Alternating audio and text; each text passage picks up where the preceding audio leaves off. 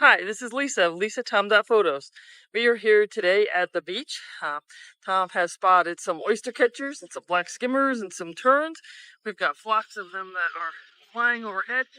They fly in and out with regularity. Sometimes they get spooked by a peregrine falcon or something else.